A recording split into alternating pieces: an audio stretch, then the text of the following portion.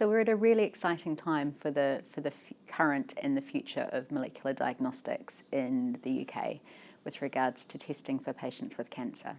So we're at the stage where there is a new program which has been set up across England, which is going to bring equity of access to patients with cancer so that they can all benefit from the tests that are likely to make a difference to their management and potentially give us information about their prognosis.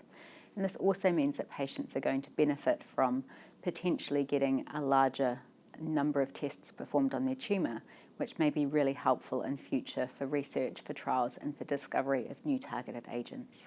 So there are a number of molecular diagnostic tests that are currently being used in lung cancer. And the great thing about lung cancer is it's a really great example of how oncology treatment has really changed in the last few years. So years ago, it used to be that everybody with lung cancer was treated with the same kind of chemotherapy, and we didn't really take into consideration the tumour-specific aspects, just really the patient aspects.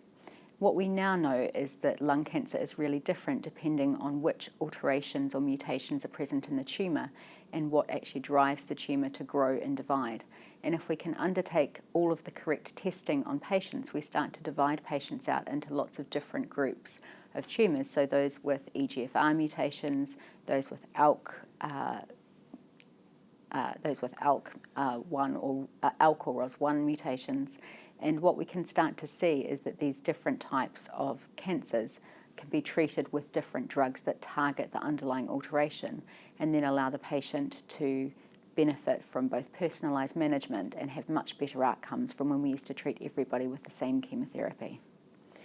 So one of the difficulties has been that not everybody with cancer in England has been able to get the same standard of care testing depending on where they were treated or where they were diagnosed. So we had a bit of a postcode lottery. So for the first time, there's going to be a national test directory which states that if you have a specific cancer, you'll be eligible for specific tests which will be then used in your management so that we can make sure that every patient gets the right treatment.